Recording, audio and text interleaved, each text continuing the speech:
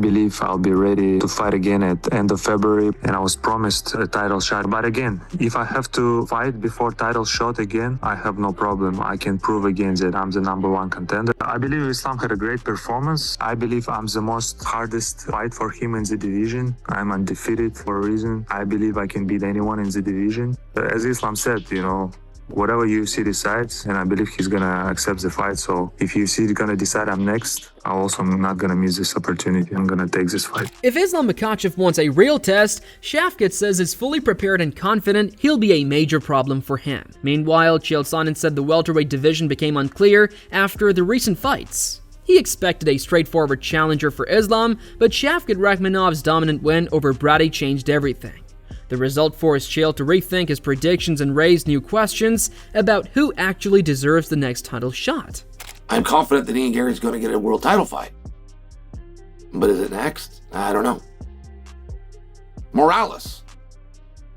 19 victories in a row and stopped the heir apparent. The heir apparent was Sean Brady. I'm not supposed to be sitting over here right now discussing what do we want to see for Islam. That's not the way this movie was supposed to play out. I am supposed to know and with certainty be able to tell you it's going to be Brady.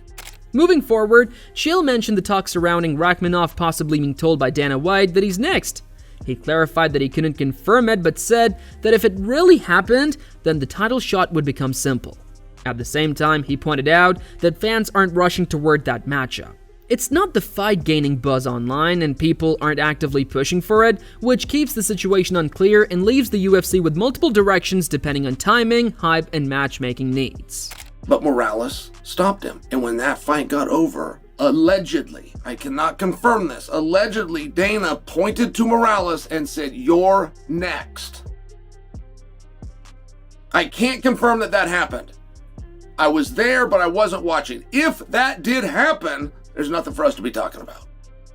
If Dana told that young man, your stoppage of Brady just made you the number one contender, then that man will be fighting for the world championship. To close his point, Chael explained that the welterweight still feels incomplete for Islam.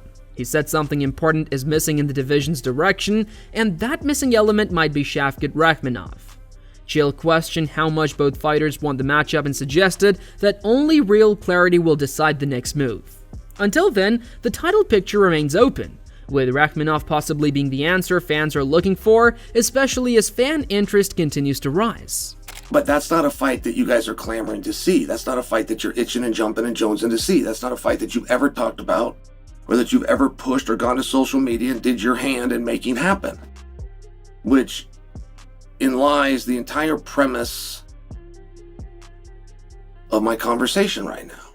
Something at 170 with Islam is missing. Something's missing.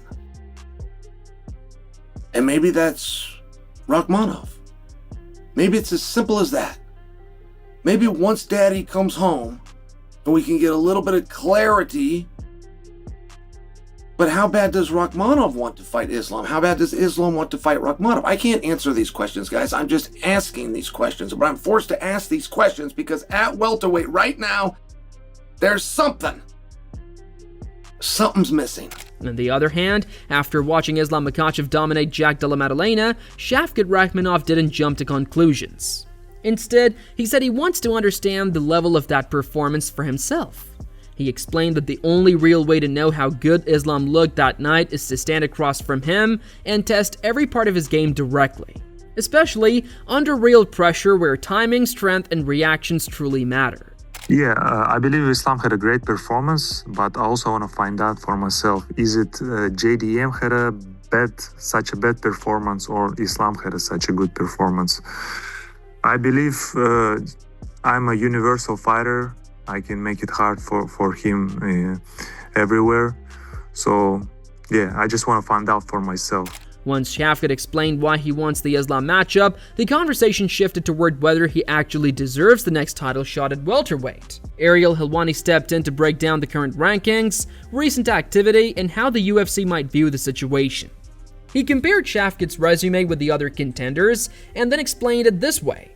noting how timing, momentum, and the UFC's business interests all influence who gets the opportunity next. I personally think that you are the most deserving based on your resume. If they didn't give it to you because of the time off, I think that Ian Gary would be next, but you have the win over Ian Gary. He's obviously been more active this year. I said this to Ian yesterday, and he said, no, essentially the injury you sustained was in the fight against him, and he's won twice this year, and he should be next. And as of this morning, he is now ranked above you in the UFC rankings. And so can I get your reaction to what Ian... As the discussion moved deeper into the matchup, Shavkat was asked to break down how he views a potential fight with Islam from a technical angle. He focused on the skills each fighter brings, why the style contrast matters, and where he believes he can create problems in different positions. His response highlighted the confidence he has in his overall game, emphasizing his size, balanced approach, and ability to adjust under pressure. Shavkat made it clear that he sees real openings and believes his versatility could push Islam in ways no opponent has done yet. Yeah, I believe it's going to be a very, very competitive fight. You know, Islam is great, and he will believe he's going to do his thing and try to take me down. But I can cause him problems everywhere. In a stand-up, I believe I can defend his takedowns. I believe I can cause trouble in the clinch. And I stand on my points that I'm the most inconvenient opponent for him. And I believe that his team and he himself knows that too. Adding to that, as opponents looked at the possibility of Islam moving toward a matchup with Shavkat, the focus naturally shifted to how challenging that fight could be for the lightweight champion. Many experts pointed out the size difference, the balanced skill sets, and the pressure both fighters bring. During this discussion, Daniel Cormier gave his own assessment of how tough this matchup truly is. He said, Islam versus Rakhmonov, the size of Rakhmonov, the wrestling ability, and the striking of Rakhmonov. If he were to fight Shavkat, that would easily be the hardest fight of his career. After discussing Shavkat Rakhmonov as a potential opponent, the focus shifted to other top contenders. Dominic Cruz started with Michael Morales, and saying his movement and athleticism are unpredictable and hard to read. Cruz noted that Morales' combination of strength and technique could challenge Islam in ways few others can, especially against a southpaw.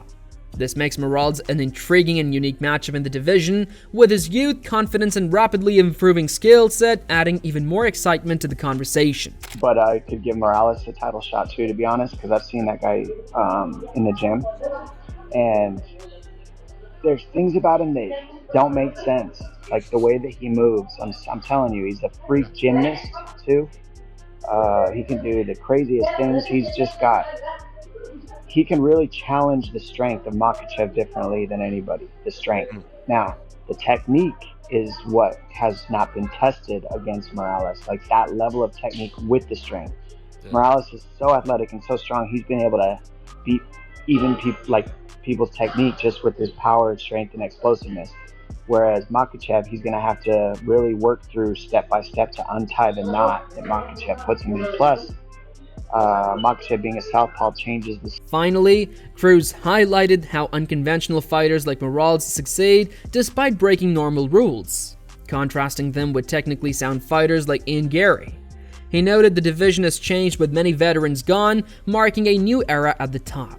Cruz concluded that these matchups are exciting for both fighters and fans, showing why Islam's next fight will be highly anticipated and competitive, and crucial for the division's future. Cover huge amounts of distance with power and explosiveness. He kind of has that athleticism and feel to me, without the wrestling background, obviously. But the way his hips are, he's got very strong hips. He's a hard guy to take down. It would be really interesting to see how he does against Makhachev. And but I mean, against any of those guys, it'd be fun to watch him. Yeah. You know, I love watching how unconventional. It doesn't look like he should be, like things should be working for him the way they do, and he just makes it work, and it's freaking cool.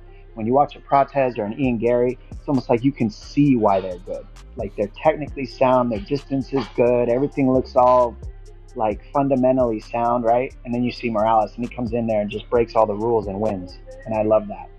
I know, it's crazy. This division's so good, and we get all the young guys now. I mean, Bilal was the only one kind of holding on to a spot in the top 5. Usman's gone, Colby Covington's gone, Leon Edwards is gone, Bilal's gone. So it's a new time at welterweight. So we'll see what they do. A lot of fun fights to be made. But Dom, I want to move on to thing 2 now here, and this is you moving into the podcast space, kind of joining us on the media side a little bit. This felt like an obvious move for you after retirement, but Love and War with Dominic Cruz has been phenomenal so far. You've got your biggest career rivals on there. On the other side, after discussing potential matchups like Shavkat Rakhmonov and Morales, Ali Abdulaziz shared his thoughts on fighter growth and timing. He said that although Morales is undefeated and talented, it might be too soon for a fight with Islam Makhachev because he's still developing. Ali explained that Shavkat has potential, but other fighters have been more active, scoring big wins like knocking out Jeff Neal and Leon Edwards, which makes them more deserving. The sport is getting bigger, man, and guys getting better. All these young guys. I think right now to have Islam fight Morales, I think this guy's undefeated. He has so much growth. Why would you ruin him? It's almost ruining him. You know what I'm saying? Why? Save him. Make him become better. And after that, he can fight after. But at the end of the day, I'm not the UFC. I'm not the matchmaker. They do what they do. We do what we do. And we always find a way to work together. What do you think? A lot of people have been talking about Shavkat. Obviously, he's been out of action, though, for a little while. Shavkat, honestly, all these guys deserve way more than Shavkat because these guys been active. They've been fighting. They've been training. Paratis just fought Jeff Neal, knocked him out, just fought Leon Edwards, knocked him out. Ali then focused on Bilal Muhammad, saying he might be the most deserving contender right now. He highlighted Bilal's big name status, consistent activity, and ability to draw fan attention. Although Bilal is primarily a striker like Morales, Ali emphasized that his experience and steady performances make him stand out. According to Ali, fighters who stay active, improve steadily, and maintain high levels to results are the ones most ready for top fights in the division. Former champion, my opinion, he's more deserving than anyone because his activity, his activity. I think he is, and I think he's the biggest name out of all of them. I think people care about. He's just sensational. I think he is. I think he's a star. Big name. Problem is, he's more of a striker, right? But big name regardless. We see he got taken down by Leon Edwards. He stayed calm. Listen, Morales is a striker too. Shavkat Rakhmonov has shown he's fully ready to challenge Islam Makhachev. Experts agree this fight would push Islam like never before, with Rakhmonov's size, wrestling, striking, and all-around skills making him a serious test. While other contenders like Morales and Bilal Muhammad are strong and active, Shavkat's undefeated streak and versatility make him a real threat and a matchup fans want to see. The UFC lightweight and welterweight scene is crowded with deserving fighters, but Shavkat's confidence and technical ability stand out. From expert opinions and fighter insights, it's clear this fight would be highly competitive and could define the next chapter in the division. So what do you think? If Islam Makhachev fights Shavkat Rakhmonov next, who comes out on top and why? Comment below and let us know your predictions.